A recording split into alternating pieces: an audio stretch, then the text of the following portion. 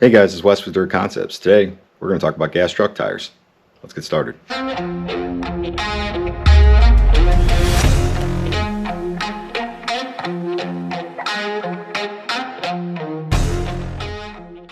Alright, I'm going to make one assumption here before we get kicked off here with this video. So, that is that I'm assuming we're running our gas trucks outside. You know, in some cases there is a few select tracks where you could, I guess, run a gas truck indoors, but for the most part, I would assume the normal use case is going to be on an outdoor track. Alright, I have an assortment of my favorite 1/10 scale gas truck tires to use on outdoor tracks. So what I'm going to do is go ahead and start with one, and then we'll talk through all of them. So first one up is JConcepts Carvers. So, looking at the JConcepts Carver, this particular tire, it comes with an open cell foam as well as it comes in a soft blue compound.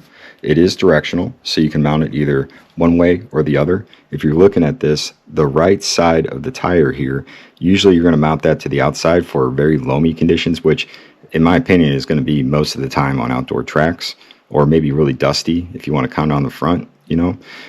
You can flip it around this way if, for example, you're on a groove track and you still don't want all the steering of a pin front tire, but you want something that has a little bit more turn in, you could run it like this.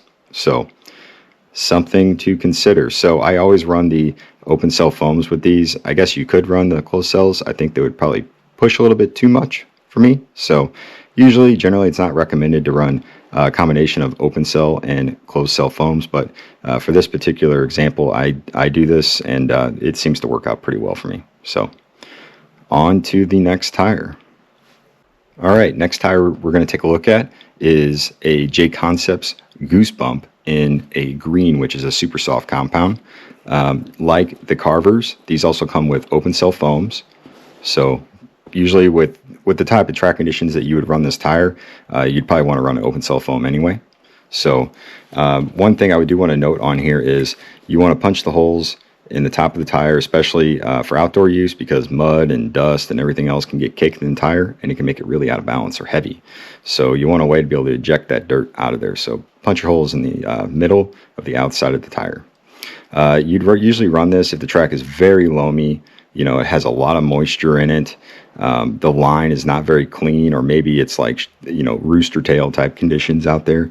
That's when you'd run a Goosebump. As you can see, the pins are very, very tall, and there's kind of like these paddle-like structures there in the tires. So these are going to be probably your gnarliest tire option with the softest foam, and this is going to be for when the track is, like I said, very loamy, has a lot of moisture in it, and the line is not very clean. Or it could be for high dust conditions as well.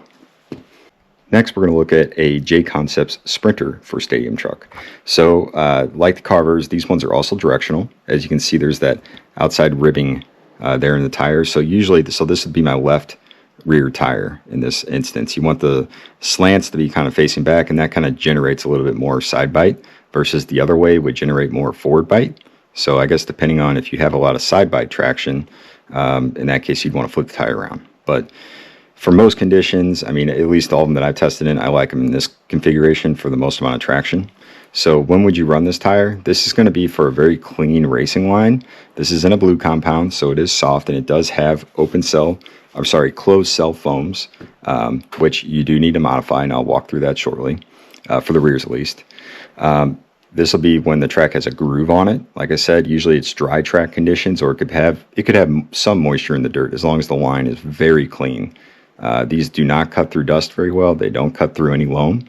So this is, it's kind of like a reflex. So it's going to be when the track is just super dialed in. That's when you'd whip out the JConcepts Sprinters. So usually when I run these, I'm going to run them on the front and rear most of the time.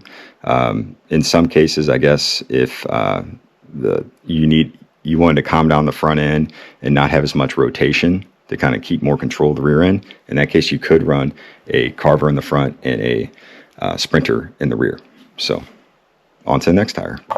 Last but certainly not least is my favorite 1/10 scale gas truck tire. This tire works basically all the time, and with the new V2 of this tire that JConcepts just released recently, it really took this tire up to another level. I mean, it is by far the best gas truck tire in the market, in my opinion. This is a JConcepts Double Dee V2 in a super soft or green compound. As I was saying earlier, you want to punch your holes in the middle of the outside of the tire here for outdoor use, so you can eject some of that dust and dirt out of the tire. Also with these, I do recommend, they come with closed cell foams, so in this case I do recommend some foam modifications for outdoor use. You don't have to necessarily do this to the front foams, but for the rears I do recommend it.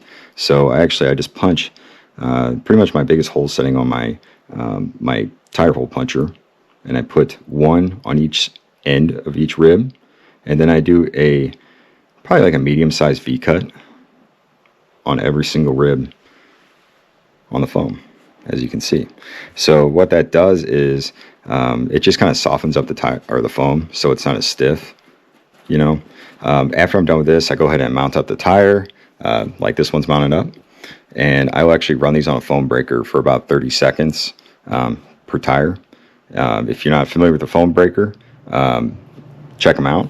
So you basically just put your mounted tire in a drill chuck, and then put in your drill, put it on the foam breaker, and yeah, like I said, run for about 30 seconds. That's all you really need. So one thing I want to cover with these with these Double Dee V2s, do you run these on all four corners or just on the rears? I think a lot of that depends on the track conditions. If it's just slightly loose out there, in that case, or if I want to calm down the front end, I'll run the Carvers in the front.